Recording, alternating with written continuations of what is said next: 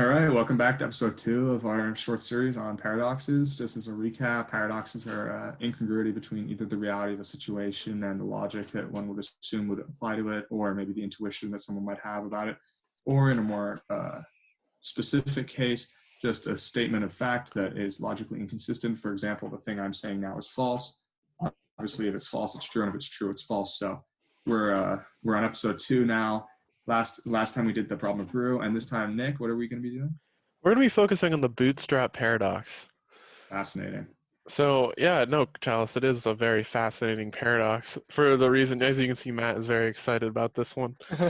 So, the Bootstrap Paradox is best, I think, explained with an example. I can't really put it into words, but it's basically how, if you think about 3 different events, okay? An A event, B event, C event, okay? You start with A, which affects B, which affects C, but C affects A. So it's a giant loop. Does this make sense? Yes. And so, okay, great. So with that basic structure, let me throw you an example, okay? So a scientist gets a book to build a time machine, okay? Okay. And then he wonders, where'd I get this book? He goes, there's no way I can actually build a time machine. This just showed up on my doorstep, right? He's like, there's no way that this is real. But after looking into the book and seeing that there was actual blueprints of how to build a time machine, he goes, what the heck? And he starts building it, okay? After 10 years, he finally builds a real time machine. After tinkering and tinkering long nights, he finally builds a real time machine. After picking up the book again after all those 10 years, he wonders where that book came from. So he decides to get into his time machine and go back to the day he found the book to find out where he got it from. Turns out, when he goes back in time, that it's himself that gives the book to his younger self, and he's the one who puts it on the time machine, or puts the book of how to build a time machine on the doorstep. And so he finds out that it was himself that gave his future self, his past self, sorry, the book. So it's a giant loop, because then, you fast forward and he finds the book on the doorstep, goes through the time machine, gives himself the book. It's a giant loop, but you can never find out where the book actually came from. So it's in essence like something from nothing? Yeah, so basically, that was like the example that I found was the most helpful, but in any circumstance, like a paradox where you can never find the origin, and it's a giant loop. And so like one event will affect another, which will then loop back to the beginning.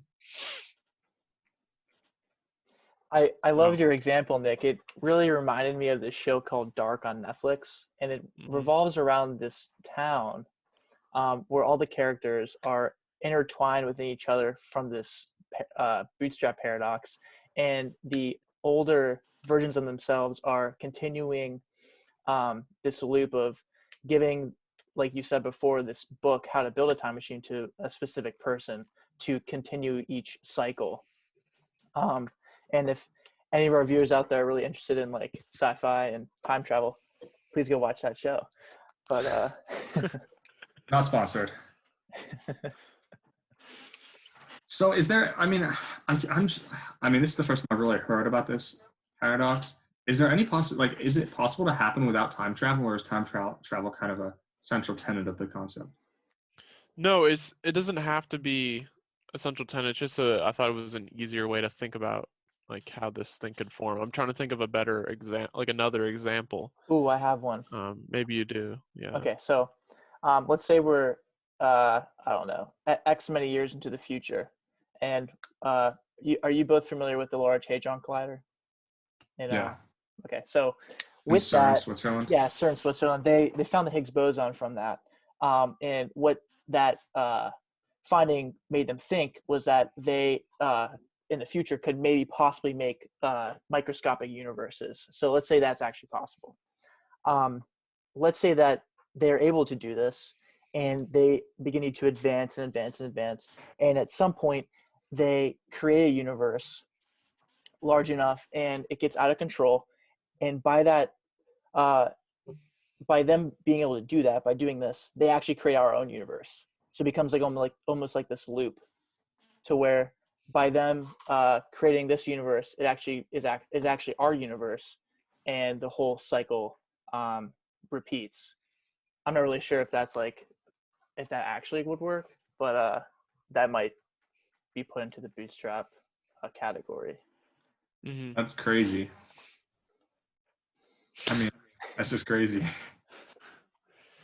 Yeah, I guess like it's not as realistic as your logical reasoning paradox, Chalice, but I think it definitely sparked my interest on how it's kind of like, what came first, the chicken or the egg? What came first? The guy with the time machine book, or the guy who found the time machine book? So it's kind of like just a little brain teaser for you to warm you up on this fine, Thursday afternoon. So I just find it fascinating too, because it's almost like it's something that exists like outside of time and space, because or I guess outside of time, because it's like there's no since there's no start to it or end to it. It's like a kind of like a Mobius strip, I guess. It's just something that innately exists. Like it's almost like the beginning of our universe. It's like exactly like our universe. Like we have no knowledge of why our universe exists, or like the fact that it even does. Like nothing has to exist. There could be nothing. Oh yeah. There could be nothing. So it's something like innate. Like it's just something that exists because it's also like, I guess, a more realistic example of a bootstrap paradox. Maybe I'm wrong, maybe I'm right. Would just be like the life and death of a star. Like, so you have a star that starts out very small and timid, and then it grows big, and then finally, explodes into a nebula, which then releases a bunch of different particles, gases, and metals, which then maybe form into another star, which then builds up and explodes and forms into like another star of the same property. So you can kind of see where like the origin of the star isn't known, but it continues to create itself over many lifetimes. And here in this instance, like time is linear. Like it's just there's no start, no end. Kind of like you said, Chalice. There's no finite point. So it is very interesting. yeah. Do you think you could argue that we live in a bootstrap paradox since time travel is like a very like prominently used example, and we like say that if we do think time travel is possible in the future, then like we could be living in one? Like, is that like a valid reasoning? Or Well, like if you think about it, like obviously we know time travel, but we've all seen Interstellar, and for the people watching, like the point where if you in Interstellar where they go close to a black hole and time like slows down and freezes almost. If you let's say like, right before you leave to go to a black hole, you like, I don't know, plant a tree or something. And then you leave and come back, and it's only been 4 years for you, but it's like been 100 years. And then you come back. I don't know. Like it's kind of like where the time constructs on like the one event and your event are like different. You know what I mean? Like where you can affect like almost everything, and there's no start or end. mm-hmm. Yeah. That what you just talked about actually reminds me of this different paradox called the twin paradox. But that can be for a later episode. Yeah. Okay. Yeah. So, any final thoughts before we wrap this one up? I mean, I just think about it. There's nothing really to. I feel like it's almost an unanswerable question. Yeah. I think it's more. It's not like I said. It doesn't have an extreme like realistic application, but it's something that exists. That if you try to think about it, it definitely can put your mind in a pretzel. So. Yeah, definitely.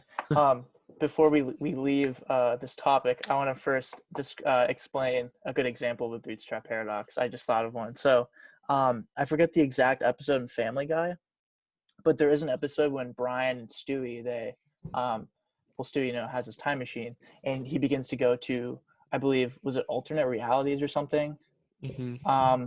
throughout the episode, and then they eventually get to this point where it's just like complete white, um, which I guess you could say was like the beginning of the universe or something. But then he creates the universe to be able to get back to his actual reality. So then you could say in essence that by him um, traveling in time to get to this point, he creates the universe. So then it's like almost like this enclosed loop, not actually knowing where the start or end is.